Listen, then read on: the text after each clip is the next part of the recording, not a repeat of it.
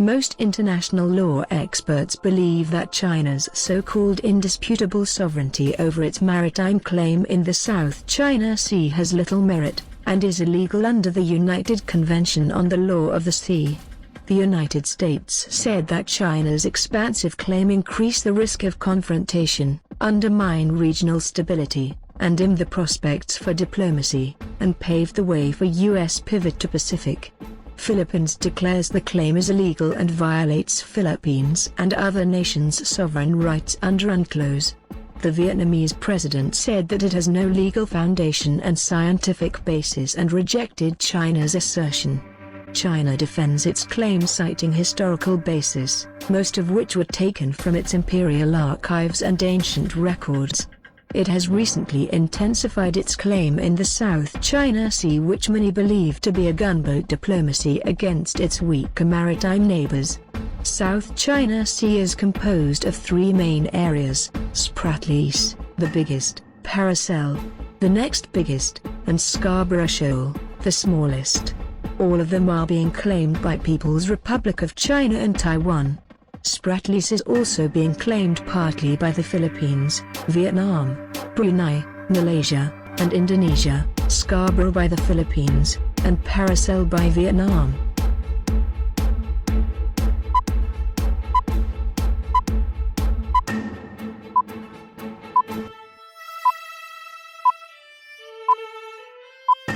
Reason number 10, ancient relics of pottery, coins and sunken ships do not confer ownership. In 1755, archaeological surveys of the remains of Chinese pottery and coins have been found in the islands, and are cited as proof for the Chinese claim.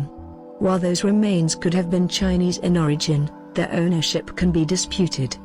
These archaeological relics could have been from the Southeast Asian merchant ships that sunk returning to ancient Philippines, Borneo, Indonesia and Malaysia. On the other hand, if these relics belong to China, then it can only be surmised that the ancient Chinese were not familiar with the area, as many part of Spratlys were treacherous to navigators with little knowledge of the sea. Similarly, the fact that has been no reported relics of Southeast Asian origins recovered in the area suggests that ancient Malaya Polynesians were more familiar with the Spratlys and had been traversing its span for a much longer period of time.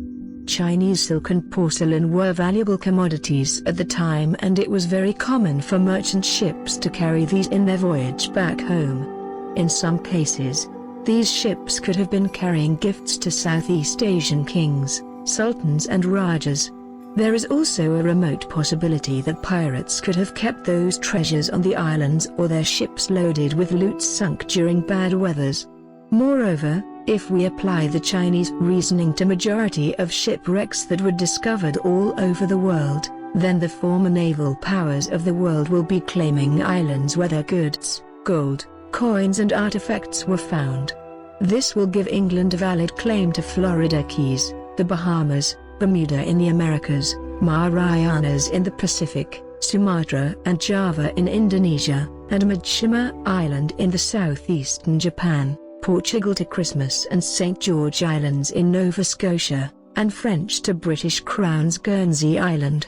Similarly, should the Indonesians, Filipinos, Borneans and Malaysians claim Madagascar and Seychelles in the Indian Oceans because ancient potteries found all over these islands are of Malay origin?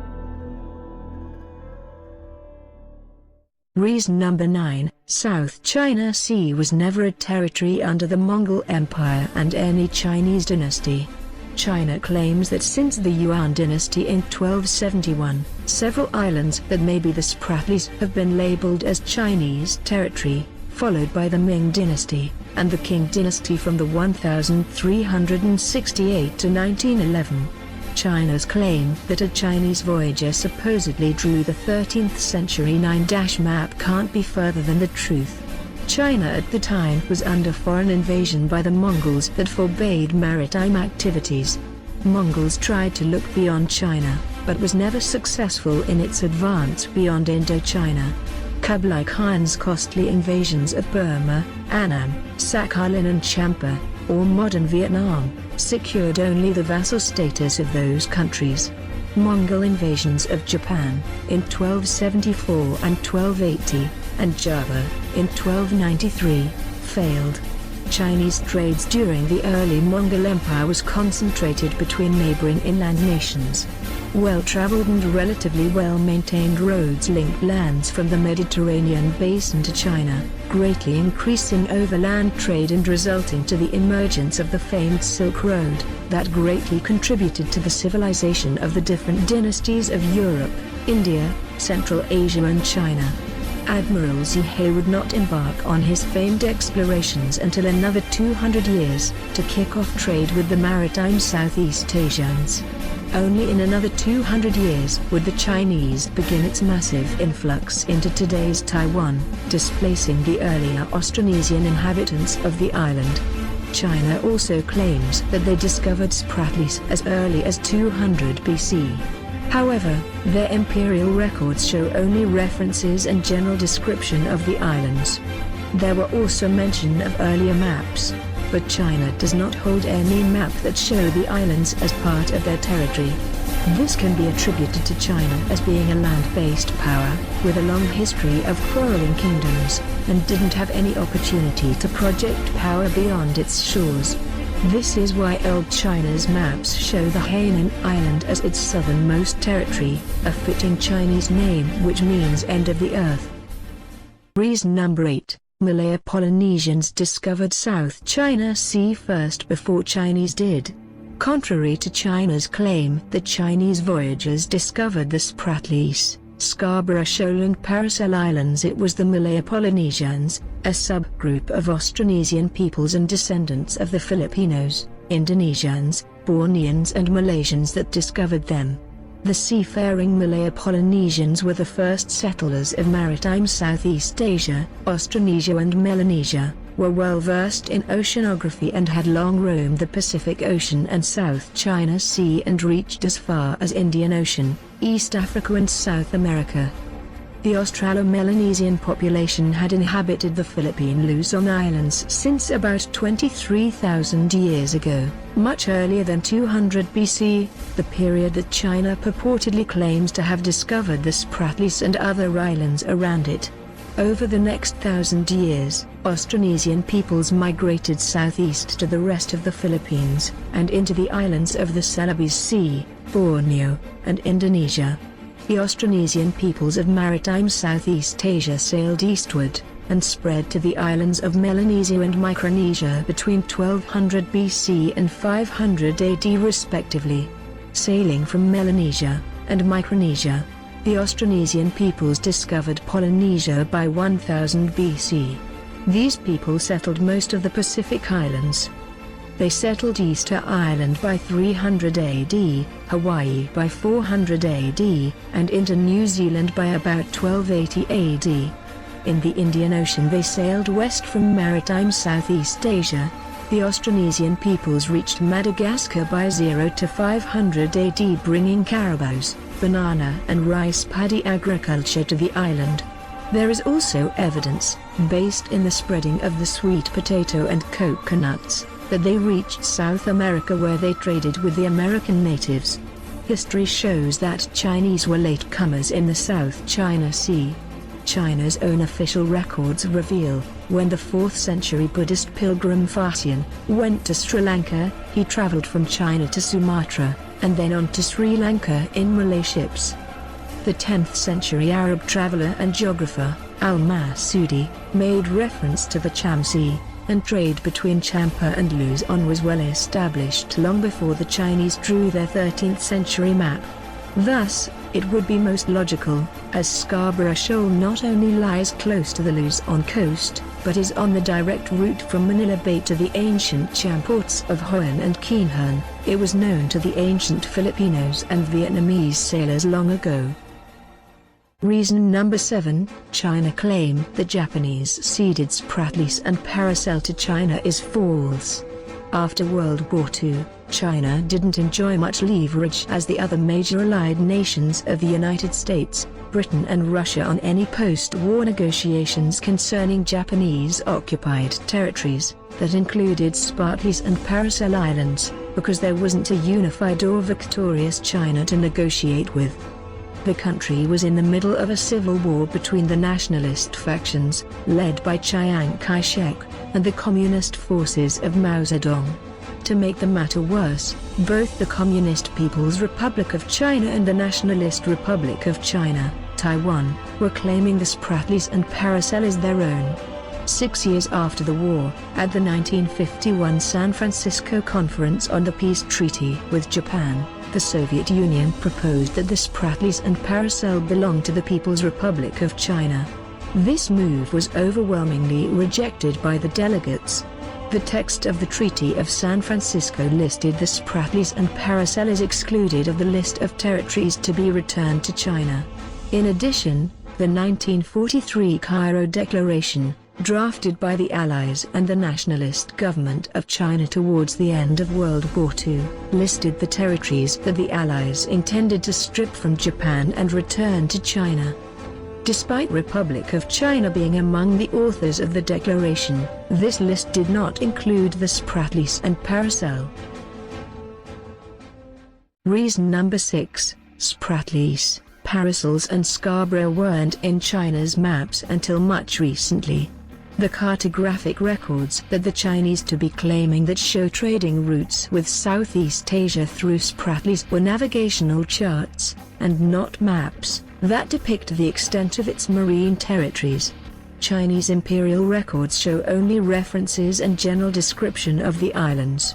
Official imperial maps in Chinese historical archives show Hainan Island as its southernmost territory and do not include Spratlys, Paracells and Scarborough as territories, suggesting that the Chinese maritime claim as a recent afterthought. Chinese maps showing Spratlys Islands, Paracells Islands and Scarborough Shoal only started to appear in Chinese textbooks in 1947. Since then, Chinese students have been taught that most of the South China Sea belongs to China. Older maps show Scarborough Shoal, which China grabbed in 2012, to belong to the Philippines. The Carta Hydrográfica y Cartográfica de las Islas Filipinas, dating back to 1734, calls Scarborough the Panagot Shoal. A subsequent map published in Madrid in 1808, of the 1792 Malaspina expedition, includes it in Philippine territory as Bahodomasinloc. Yet another topographic map drawn in 1820 shows Bajo Scarborough as part of the province of Zambales, Philippines. Two other maps, the Mapa General, Islas Filipinas, Observatorio de Manila of the 1910s, and the U.S. Coast and Geodetic Survey of the 1920s, place it within the Philippines as Bahodomasinloc. The French also have a compilation of earlier 19th century maps showing Spratlys and Scarborough as part of the Philippines. Vietnam is also in possession of an earlier 1904 map, printed by the Shanghai Publishing House, showing Hainan Island Province as China's southernmost territory, and the Spratlys and Paracells as part of Vietnam. Reason number 5, China's 9- claim is a Chinese historical revision. In 1947, China produced a map with 11 undefined dash lines, the predecessor of today's 9 dash lines, without any coordinates, and claimed all of the islands within those lines. Chinese claim covers 90% of the South China Sea, including the islands, reefs and atolls within them, extending within the exclusive economic zones of the Philippines, Malaysia, Brunei, Indonesia, and Vietnam. The 9- claim is illegal under the United Nations Convention on the Law of the Sea, as it extends beyond the 12 nautical mile territorial waters of China, a non-archipelagic state. China justifies its exaggerated claim because ancient Chinese writings mentioned some of the islands in the South China Sea, arguing that they were there first. However, based on historical facts, the ancient Malay Polynesians, the descendants of the Filipinos, Indonesians, Borneans and Malaysians discovered the islands first. The maritime Southeast Asians were seafaring people, and the first to discover and fished in the South China Sea and Pacific Ocean, several millennia before the Chinese reached these waters. These ancient people traveled through Indian Ocean, all the way to Madagascar and Seychelles Islands in West Africa and South America. Though the ancient Malayo-Polynesians didn't have any writing knowledge and didn't record their voyages, it would be unimaginable to deny them of their discovery of these islands that were so close to them, and in light of their discovery of the much bigger Pacific Ocean and Indian Ocean. Also, the ancient Filipinos had a far-reaching trades with the other people within the maritime Southeast Asia, including the early inhabitants of Malayo-Polynesian Kingdom of Champa since 7 AD, suggesting that traders from both sides of the South China Sea had been using the spratlys as trade routes and shelters. This was 800 years before the much-vaunted voyages of Chinese Admiral Zheng He in the 15th century. Moreover, Chinese recorded texts referred to the islands in South China Sea as foreign lands, and not part of their territories. These writings describe only general knowledge of the islands and do not record any activities that suggest any Chinese jurisdiction over them. As in the case of Scarborough Shoal, its old name is Panagot or Bahodomasinloc, which means under Masinloc. Although Bahodomasinloc is Hispanized name, Panagot and Masinloc are not Spanish, but the names given to them by the ancient Filipino fishermen, in their mother tongue, giving more credence that the Filipinos had been the first. It was only in 1935 when Chinese official records stated that the shoal, which it mentioned by its renowned western name Scarborough Shoal, was part of its Zhongshan Islands. It was only in 1947 that China initiated the shoal with its first Chinese name, Menzhujiao, or Democracy Reef. Reason number 4, China's creeping invasion. In 1991, after the United States pulled out its two biggest overseas military bases from Clark Air Base and Subic Naval Base in the Philippines, China has intensified its territorial claim in the South China Sea. In February 1995, the Philippines discovered Chinese structures built in Mischief Reef, a Philippine-held territory which is only 130 miles from Palawan Island. When the Philippine government protested, the Chinese rejected the protest and stressed that they were only shelters for Chinese fishermen. It turned out that the Chinese were actually building a military garrison. In 1999, Philippines protested again when Chinese added more structures that appeared to be military communication installation. China still occupies Mischief Reef up to this day.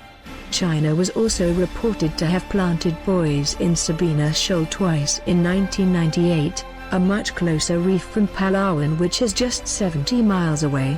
In April 2012, a Philippine Navy surveillance plane spotted 8 Chinese fishing vessels docked at the waters of Scarborough Shoal and discovered illegally collected corals, giant clams and live sharks inside one of the vessels. When the Philippine Navy inspection team attempted to arrest the Chinese fishermen, they were blocked by 2 Chinese maritime surveillance ships. That incident led to a standoff between the two countries that lasted 2 months, with the Philippines literally losing the ground after it fell victim to China's double cross. After over a month of playing a game of brinkmanship against each other, with neither side backing down, Beijing and Manila agreed to pull their ships out of the shoal to prevent any further tension. The Philippines withdrew their vessels, but the China reneged on its promise. A few days after Chinese left the shoal, 2 Chinese CMS vessels returned with paramilitary dinghies in tow and cordoned off the area. Filipino fishermen, journalists and any vessels that come close the shoal are promptly turned away and warned not to come back. China has been occupying the Scarborough Shoal since April 2012. In September 2013, the Philippines has also complained about the presence of Chinese Navy vessels near the Manila-controlled Second Thomas Shoal in the Spratlys Islands. The Philippines alleged China's actions in South China Sea as part of China's creeping invasion. Some regional analysts have described the Mischief Reef and Scarborough occupation as an effective annexation by Beijing of Philippines territories, a strategy of acquiring sovereign territories using direct or indirect military force by a much powerful state, reminiscent of Nazi Germany and Imperial Japan's actions that sparked World War II more than 50 years ago.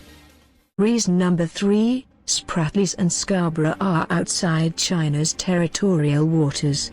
The United Nations Convention on the Laws of the Sea, or UNCLOS, sets the territorial limit from a nation's coastline to 12 nautical miles, or 14 miles, from the baseline. The coastal state is free to set laws, regulate use, and use any resource. It also defines Exclusive Economic Zone, or EEZ, that extends from the edge of the territorial sea out to 200 nautical miles, or 230 miles, from the baseline. Within this area, the adjacent coastal nation has sole exploitation rights over all natural resources. The EEZ was introduced to halt the increasingly heated clashes over fishing rights, although oil was also becoming important. UNCLOS replaces the older and weaker freedom of the seas concept, dating from the 17th century, which states that national rights were limited to a specified belt of water extending from a nation's coastlines 3 nautical miles. This is one of the main bases of China's claim. Philippines and China are both parties to UNCLOS, having signed it in 1982.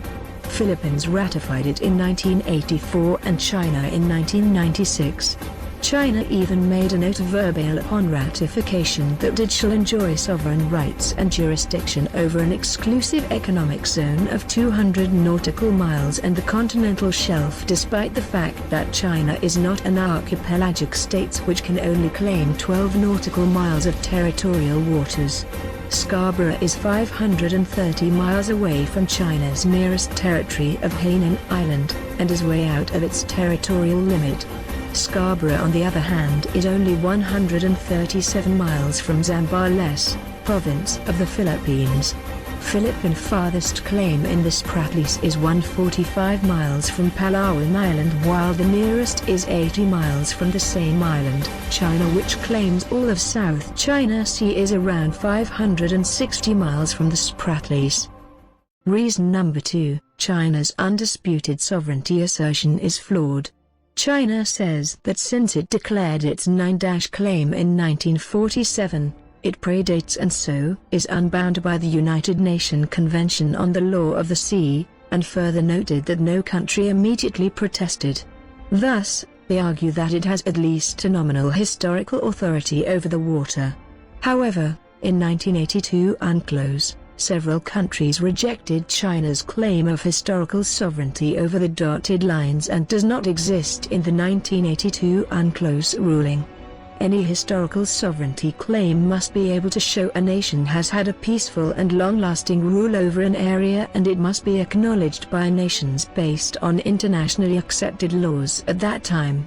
Although the Chinese Kuomintang government first introduced the 11-line claim in 1947, which was later reduced to 9-lines, it was only in May 7, 2009 that China issued an official note concerning the claim, formally bringing the 9-line map to global attention. However, Chinese assertion based on historical claims must be substantiated by a clear historic title. It should be noted that under public international law, historical claims are not historical titles and could not be a basis for acquiring a territory. Under international law, the modes of acquiring a territory are discovery, effective occupation, prescription, cession, and accretion. Also, under public international law, for a historical claim to mature into a historical title, a mere showing of long usage is not enough. China has neither shown any of admissible historic title nor exhibited legal acts of acquiring their claims based on the internationally accepted rules of law and UNCLOS provisions. In addition, other criteria have to be satisfied, such as that the usage must be open, continuous, adverse, or, in the concept of an owner, peaceful and acquiesced by other states. Mere silence by other states to one's claim is not acquiescence under international law. Acquiescence must be affirmative, such that other states recognize such claim as a right on the part of the claimant, that other states ought to respect as a matter of duty. There is no indication that the international community have acquiesced to China's so-called historical claim. on Chinese contention that Chinese fishermen have used the South China Sea for a long time. Fishing right is not a mode of acquiring sovereignty, or even sovereign rights, over an area, but merely an economic activity done by individuals or private entities. Neither could it be construed that the act of fishing by Chinese fishermen is a sovereign act of a state, nor can be considered as a display of state authority. In relation to name-giving and maps, name-giving, or names in general, and placing of land features on maps, these are also not bases in determining sovereignty. In international case law relating to questions of sovereignty and ownership of land features, names and maps are not significant factors in the determination of international tribunals' determination of sovereignty. On the other hand, records show that Philippines has exercised both effective occupation and effective jurisdiction over its claims since the American administration. Scarborough Shoal entered Philippine jurisprudence in 1916 when the Philippine Supreme Court decided a case involving a shipwreck within the shoal's proximity. The shipwreck predates China's 1935 claim. In 1957, the Philippine government conducted an oceanographic survey of the area, and together with the U.S. Navy force based in the then U.S. Naval Base Subic Bay in Zambales, used the area as an impact range for defense purposes. In 1965, a small lighthouse was built and operated by the military. In the same year, an 8.3-meter high flagpole flying a Philippine flag was raised. In 1992, the Philippine Navy rehabilitated the lighthouse and reported it to the International Maritime Organization for publication in the list of lights. The Philippines Department of Environment and Natural Resources, together with the University of the Philippines, has also been conducting scientific, topographic, and marine studies in the shoal. In regards to Philippines' Pratley's claims, in 1946, Vice President Elpidio Quirino reiterated that the Southern Islands, the forerunner name for Calayan, as part of the Philippines. In May 1956, Thomas Cloma, a Filipino explorer and businessman, declared the founding of the new municipality he called Calayan, or Freedom Land, and claimed about 50 features of the Spratlys group but ceded them to the Philippine government a few months later. The Philippines sent troops to the Spratlys group for the first time in 1968. By the end of the 1970s, the Philippines had occupied a total of 8 islands and 2 reefs. To further its claim on the island group, the Philippine government incorporated the Calayan group into Palawan province as a municipality in April 1972, and claimed in 1974 that its location rendered it strategically important to Philippine national security. In March 1976, the late President Marcos issued the Letter of Instruction No. 176, organizing the AFP Western Command based in Palawan, in response to the heightening conflict of interest in the region, and to abate any untoward incident. In 1978, the Philippine Presidential Decree No. 1599, underscored the fact that Calayan is within the Philippine 200-mile exclusive economic zone. Elections have been held on Calayan Islands since 1980, when Mr. Alona Herolda was elected as the first municipal mayor. Manila-based Smart Telecommunications established a cell site, connected to its main network via VSAT on the island in 2005. Most recently in 2009, when the Philippines passed an amended archipelagic baselines law that is fully consistent with international laws, Scarborough Shoal and Spratlys were classified under the regime of islands consistent with the international laws. Moreover, Philippine control of the waters within its territories in Scarborough and Spratlys is affected by frequent patrols and policing of these waters for decades without protest from any other country claimants, including arrests of Chinese, Vietnamese, Malaysian and Taiwanese fishermen illegally fishing in Philippine jurisdiction or using illegal fishing methods in its waters. China only began occupying features by mid-1980s, causing the ASEAN plan of jointly developing the area to halt. The most controversial occupation of China is the Philippine-controlled Mischief Reef in 1995. Reason number 1, China rejects UNCLOS arbitration case filed by the Philippines. China refuses to have a multilateral negotiation with other claimant countries of the Spratlys, Scarborough Shoal and Paracel Islands. China instead insists on bilateral talks, a strategy that plays to China's advantage as an emerging superpower, with growing military and economic advantage, to get the concession it wants from the much smaller countries. In addition, China doesn't want to internationalize the issue, and involve other parties like the United States and European Union, that will give the other claimants more leverage and backing, as this will negate whatever advantage China had, if it was to negotiate on a one-on-one basis. However, the single biggest factor that China fears most, is elevating the territorial road to the International Tribunal for the Laws of the Sea, or UNCLOS, UNCLOS's mandated court that has the power to settle disputes between party states, that includes China and the Philippines. In January 2013, the Philippines took China to UNCLOS to challenge its so-called 9- claim that covers most of the sea, including waters and islands to its neighbors. The Philippine Foreign Secretary in an interview in Manila announced that the Philippines has exhausted almost all political and diplomatic avenues for a peaceful negotiated settlement of its maritime dispute with China. We hope that the arbitral proceedings shall bring this dispute to a durable solution. The Philippines in its submission says that Chinese 1947 9- line is illegal. It also noted that China's claim of sovereignty and jurisdiction over the waters mentioned in its diplomatic notes it had sent to United Nations General Secretary since the time are also illegal. It also demands that China desist from unlawful activities that violate the sovereign rights and jurisdiction of the Philippines under the 1982 UNCLOS. China has refused to participate, saying the case has no legal grounds, and is widely expected to reject any outcome it does not agree with. Most international law experts believe that China knows that it is in a very difficult position to defend its territorial claim, which is mostly based on ancient history.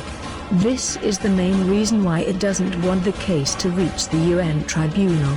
The Chinese government also tried to harass the Philippines in its arbitration case against China. In October 2013, Philippine President Benigno Aquino did not attend the China-ASEAN exposition held in China despite the Philippines being the country of honor, because the Chinese government had set the condition that the Philippines drop the arbitration case it filed against China before the UN tribunal.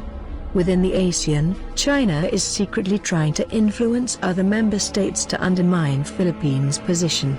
Behind the scenes, Chinese diplomats are telling the Philippines' ASEAN peers that the case has no merit. However, China exhibits a double standard when it comes to UNCLOS. As fast as China to ignore UNCLOS provisions to justify its claims, it is even quicker to recognize them whenever it suits their agenda. In 2009, Chinese Navy and paramilitary vessels apprehended and drove away USNS Impeccable, a U.S. surveillance ship monitoring submarine activities 75 miles off of China's Hainan Island. China security defended its action and maintained that under the UNCLOS, navigation rights in coastal countries' exclusive economic zones are subject to the resource-related and environment-related laws and regulations of the coastal state. This is exactly the same UNCLOS provision that its Southeast Asian neighbors have in their complaints against China's overarching claim within their sovereign territories.